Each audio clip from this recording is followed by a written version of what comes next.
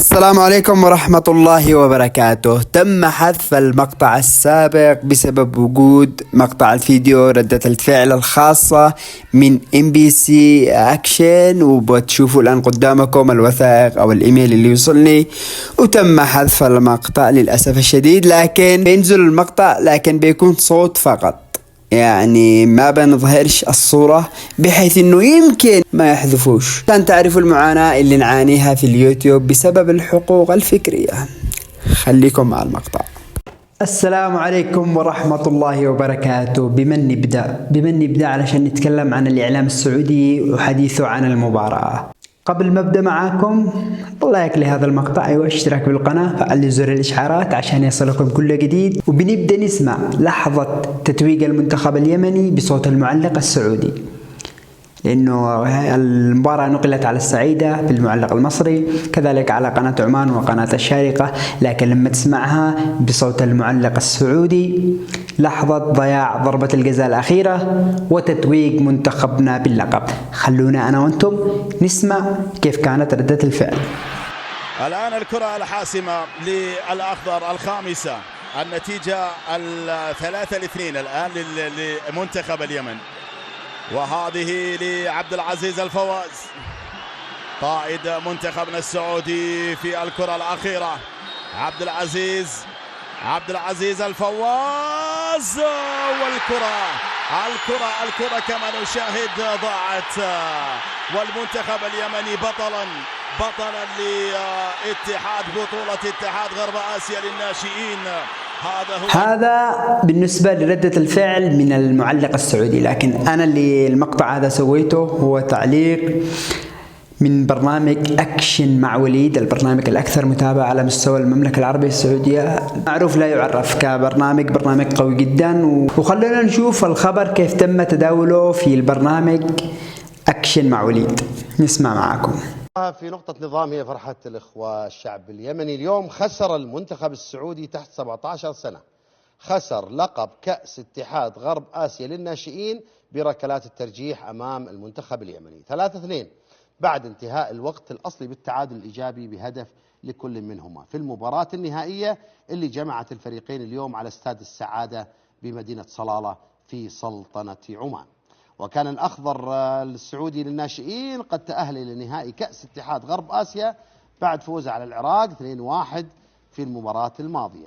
يذكر أن هذه المرة الثانية خلال 3 نسخ الأخيرة التي يخسر فيها أخضر الناشئين لقب البطولة من أمام منتخب اليمن، حيث خسر نهائي البطولة في نسخة 2021 بركلات الترجيح 4-3. ناصر الهويدي، واضح المستقبل مشرق في قطاع الناشئين في المنتخبات السعودية.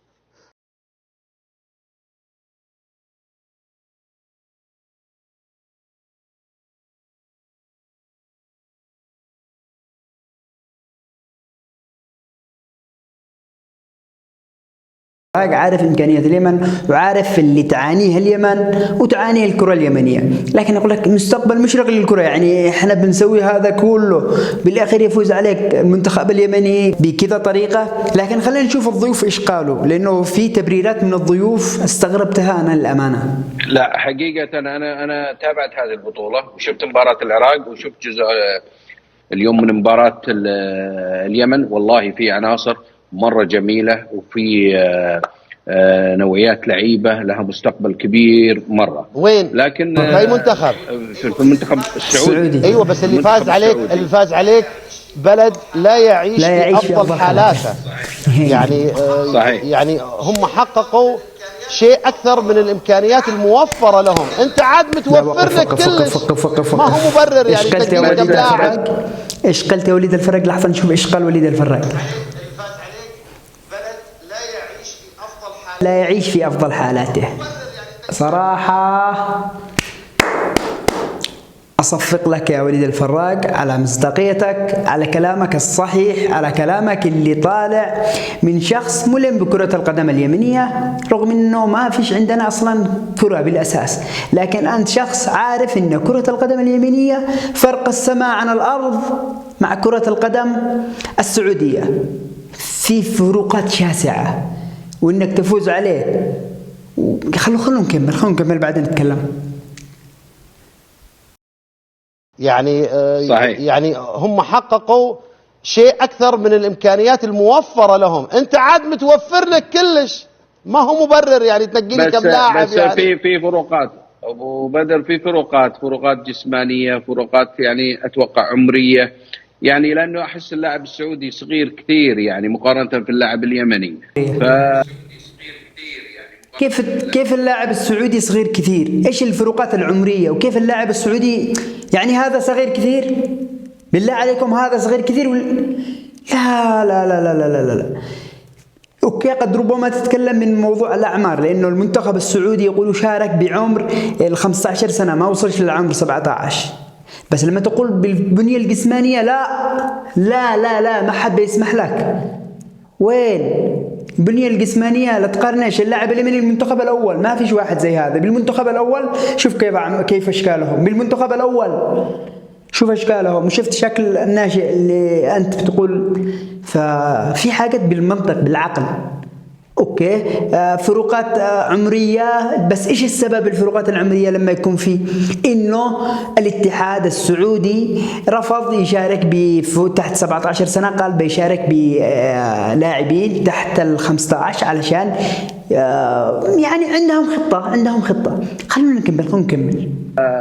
ومع ذلك وصلوا المباراة إلى، لأنه هذه في الفئات السنية موضوع الأعمار، موضوع البنية الجسمانية تفرق كثير. في الأخير يمكن الكابتن إبراهيم العنقري يفهم هذا الموضوع، لكن المنتخب قدم أداء ممتاز ومستقبل إن شاء الله زاهر إن شاء الله. يا خوفي في الأخير تقولون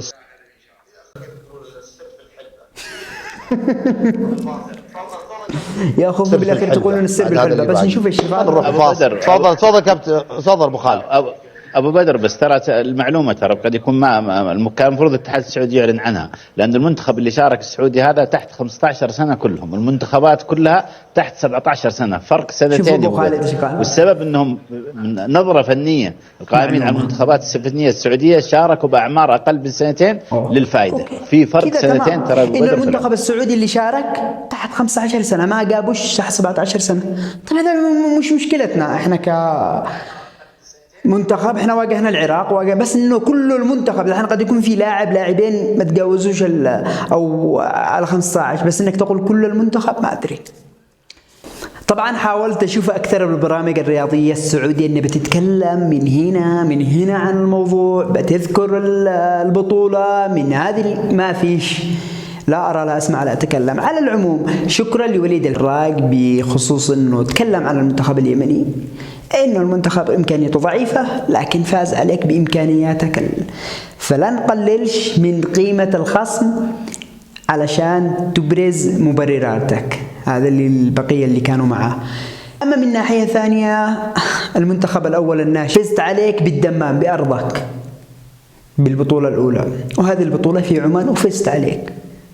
صحيح وصل لك لضربة الجزاء، لكن أنت عارف إيش اللي حصل داخل المباراة، أنت عارف اللي خلونا قد تكلمنا بالمقطع السابق عن هذه الأشياء. يعني فرص بالجملة، ضربات جزاء تضيع، حتى بالضربات الترجيحية قد كنا ضيعنا ورحنا من المباراة بسبب بعض الأخطاء من بعض اللاعبين. على العموم في نهاية المقطع أدعوكم للاشتراك بالقناة وفعل زر الإشعارات عشان يصلكم كل جديد. أستودعكم الله والسلام عليكم ورحمة الله وبركاته.